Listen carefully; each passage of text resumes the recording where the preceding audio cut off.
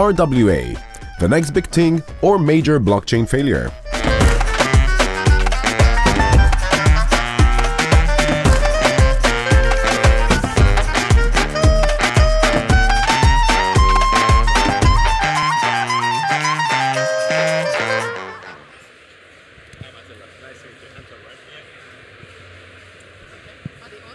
Hello once again, who hadn't had the chance to see my previous presentation.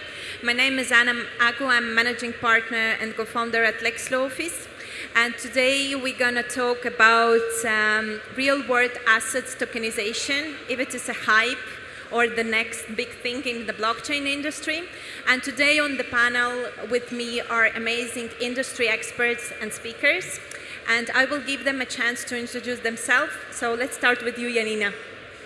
Thanks a lot, Anna. Yeah, I mean, we've been supporting blockchain-related projects both Switzerland and Liechtenstein since 2017, and I personally have done dozens of real-world asset tokenization projects, everything you could think of, from real estate to various commodities, physical diamonds, physical and digital art, and I truly believe that everything what can be tokenized will be tokenized, but we're in a very early stage of this development. Hello, everyone. My name is Anton Golub. I'm a venture partner at Full Stack VC, which is an early stage investment fund. I've been in the crypto industry now for more than 10 years, and together with you as a colleague in Switzerland, founded several crypto companies and also involved in the space of tokenization and real-world assets through Swiss Asset DAO, which is a DAO in Switzerland. Hi guys, I'm Attila Pinke. I'm actually local, so I'm from Hungary, and I'm running an educational platform. So mainly I have a YouTube channel where I provide daily fresh content about cryptocurrencies and blockchain, but also I published books here in Hungary about this topic, made some courses, and I have my own crypto club, put it this way. So I'm coming from the educational side.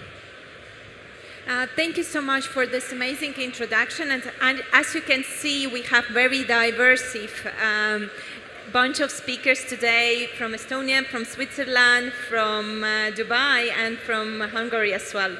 So let's start with the first question. My first question is to you, Janina. Can you please explain with the very simple words why we need to have the real-world asset tokenization and what it actually means, and how it is different from the traditional financial instruments? And if. Yeah, and if, that's a good question. If we try to simplify it really, in my opinion, tokenization is nothing but the good old securitization as we know it, redefined with token as technical wrapper around dematerialized financial instrument, dematerialized security as we know it under MiFID. Yeah, so I think for the audience it's very important to understand, like from the regulatory part, if there is conditions that are applicable to the securities are met during the virtual assets or real-world assets tokenization, we are talking about the classic regulation of MiFID. And it is not the subject of the MiCA regulation. It is not somehow related with the upcoming new rules. So it's a classic prospectus regulation. It's a classic MiFID. This is maybe one of the biggest myths related with the regulatory challenges to RWA. But we will talk about this later. My next question is, Attila, what do you think where we are now with the real-world assets tokenization market, and what are the main types of the assets that we have seen as a use cases in terms of the tokenization? Okay, so I think as the whole crypto industry, it's kind of new thing. Recently, we started to get a hype since BlackRock, for example, introduced a new thing that they see the future definitely in tokenized securities. I think this definitely gave a push to that kind of industry. You could see different kind of cryptocurrencies related to this actually started to go higher and higher. And But you have to understand that because we're at the beginning, and even it sounds very fancy and trendy right now, it happened with so many other things, like when we could see the NFTs and all these kind of things.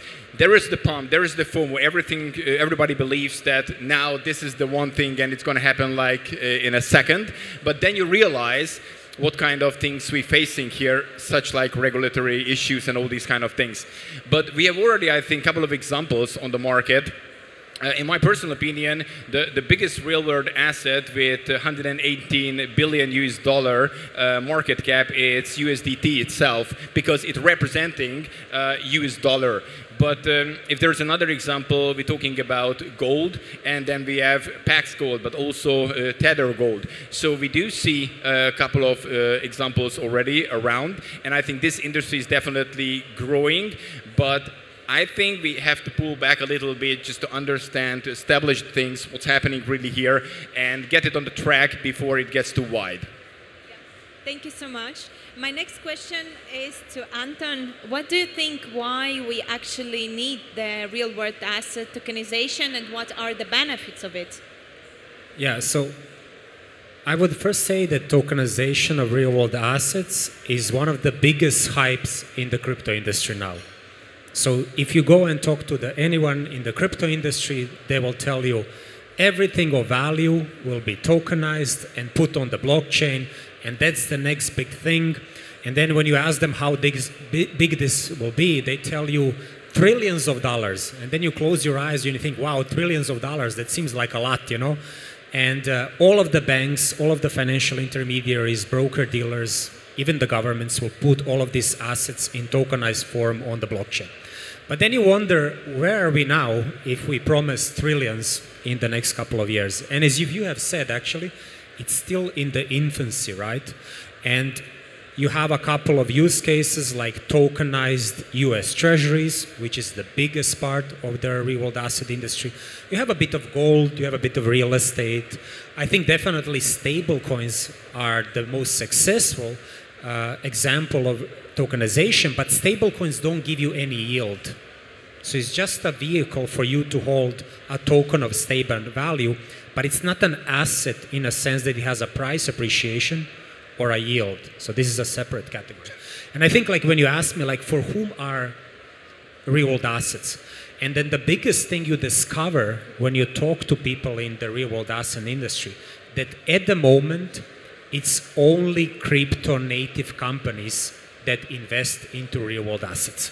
And then I usually explain it to people, why doesn't an institutional investor invest into tokenized real-world assets?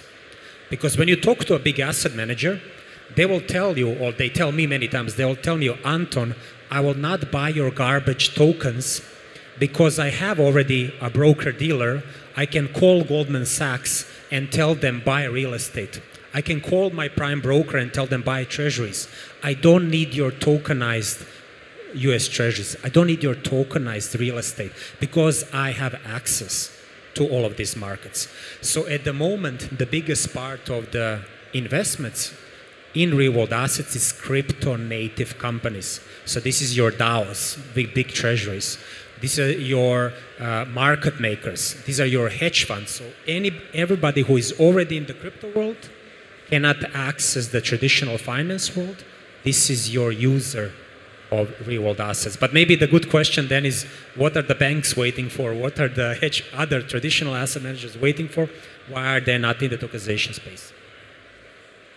Thank you so much for this opinion. Janina, can you please take it from here? Can you please give samples of the real use cases that you have been working on? I know you had several projects in Switzerland related with the real-world asset tokenization. Can you please give us real samples of the practical use cases? Well, yes, for example, physical diamonds. This has been a project of LCX, which is called Diamonds. This is live. You can Google it and you can purchase a token which represents ownership of a specific diamond. And you actually would have a claim towards, not really, I mean, it's an ownership. So you don't really have a claim towards the issuer, but you have ownership rights, which means you have rights against any third parties, including the custody. And you can go and grab your diamond from the custody and let them send it to you, and you can transfer the ownership rights to this diamond without transferring the diamond itself. The same you can do with gold. We have done, for example, custody certificates also for gold, where you can do the same. With real estate, to be honest, you have normally traditional securitization options with real estate. It is either debt or equity, which means you either have bonds or you have, under the European FMD directive, alternative investment funds where you tokenize the shares in the fund. With real estate, it is quite impossible to tokenize the ownership in a real estate directly, because in most countries that I know you have to go through a notary or a state registration or both, which means you always need a legal wrapper around real estate, and then again it's either bond or collective investment scheme investment fund. Yes. These are a couple of examples. Oh, an example which I also like, which we just discussed with Anton, are the carbon credits. I really love that one, but the market is also emerging. It is in a very early stage, which means for most of the projects it makes sense to sell the carbon credits to large corporate buyers without tokenizing them. But I believe that the market will also at a certain point move the direction of mass adoption, and that's where tokenization kicks in. Okay, thank you so much. Let's talk a little bit about obstacles or risk related with especially liquidity and custody of the real world assets. And this question is for you, Attila. Okay, so, well, when it comes to custody, in my opinion, we have to look at both sides. First, we have the custody of the real world asset itself. So there we have a third party who have to trust. And to be honest with you, it could be so many things, like if that vault or whatever is not that safe, you can actually worry it could be robbed. But it could be like a national disaster as well, so it doesn't have to be like a human being doing something. So I think how they stored, how the custody is working, if it's a piece of art, and so on and so forth, how they look after it. Because if anything happens to that, the token is losing the value. But also on the other hand, as soon as we enter into the digital world and the blockchain, we have other kind of custodial things. Because if you have a token, you can store it for yourself, you can store it on your hardware wallet.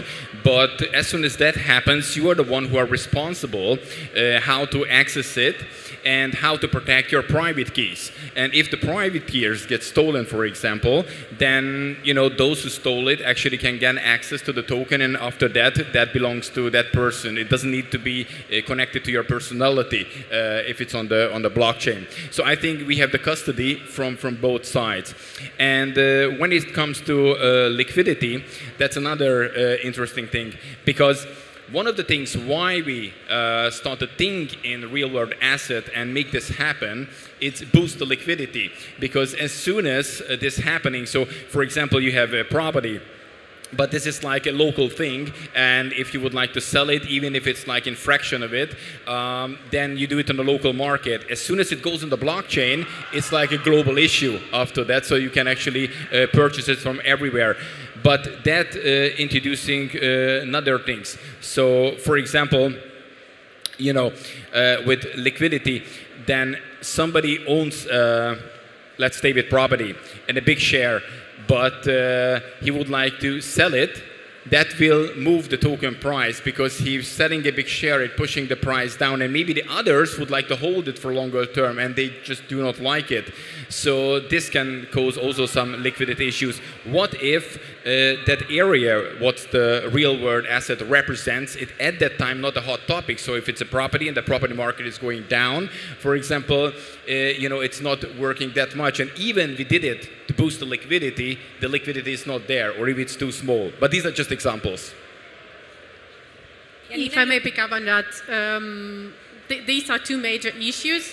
Custody, well, these are actually not issues, but the stage of thing is that we have a functioning, regulated structure, centralized depositories for normal securities. And the structure simply works. And it needs, let's say, more incentives, economic incentives, to move the whole infrastructure on the blockchain, because it is a lot of costs and efforts which needs to be done. And the question is, do we really need it? I believe that in a perspective of 5–10 years, it's rather moving this direction because this is more efficient. But I believe there are not so many regulated facilities, trading facilities, which are allowed to do the custody of the blockchain and to do the secondary trading. This is a major issue when we talk about liquidity, because the investors of the security tokens, they do not have secondary markets as we have them for all the normal securities. So you basically don't know when you're going to exit this investment, and this is a major obstacle. And we have DLT pilot regime. Have you seen? I have seen applications, but I haven't seen licenses so far. That's too early. We have in Switzerland SDX, we have Taurus, but to get listed on SDX, you have to have 20 million own capital, which makes it equal to IPO. And then, in my opinion, security token offering was supposed to be something between the utility token offering and the IPO in economic perspective. And then it is not in the eyes of SDX. So yeah, there's still a lot to be done in terms of the infrastructure for custody and secondary trading. Yeah, I do totally agree, and we have seen absolutely the same from our practice. We don't have a lot of practical use cases in Estonia, but we do have two projects. One is interesting project. This is like a combination of different fintech products, and they are doing kind of crowdfunding through the real estate, and they are tokenizing the real estate and giving an opportunity to buy through the crowdfunding platform. To be honest, they are not very far with the final development, and one of the biggest obstacles, as you mentioned before, is the secondary market, because if we do have the not professional investors, the people would like to have some kind of assets which should be tradable on the secondary market, and if they do have some kind of obstacles related with the needs to sell this asset, there should be the solutions. But let's talk with the regulatory issues related with the real world assets. According to your practice, maybe you can elaborate a little bit more regarding this, Janina. Yeah, the point that we also discussed with Anton, I mean, we have MiFID in Switzerland, we have FinSA, which has literally the same concept of financial instrument as MiFID does. But what you need, in my opinion, to be able to tokenize or put the security in the form of a token, put it on the blockchain in a specific jurisdiction, in my opinion, you need a national legislation that the security can be issued on blockchain, which we luckily have already in Switzerland and Liechtenstein. I have heard about other European countries, Luxembourg, Germany, which have introduced for certain types of digital tokenized securities this kind of legislation.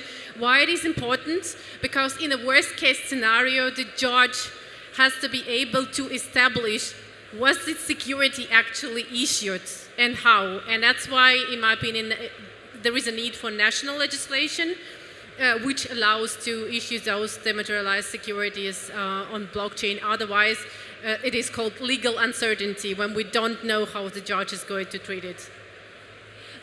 Thank you so much. So we talked about regulatory issues, we talked about the liquidity issues, custody issues, we talked about the questions related with actually adoption and why we do have the current stage with the market.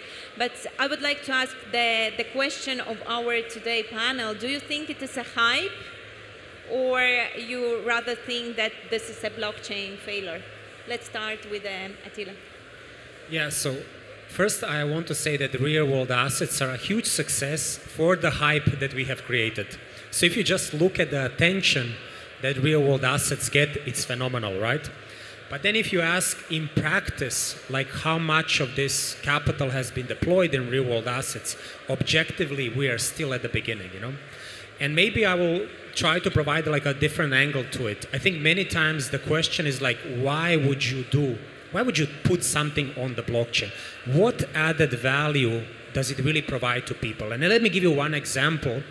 In Dubai, in UAE, the land registry is on the blockchain actually.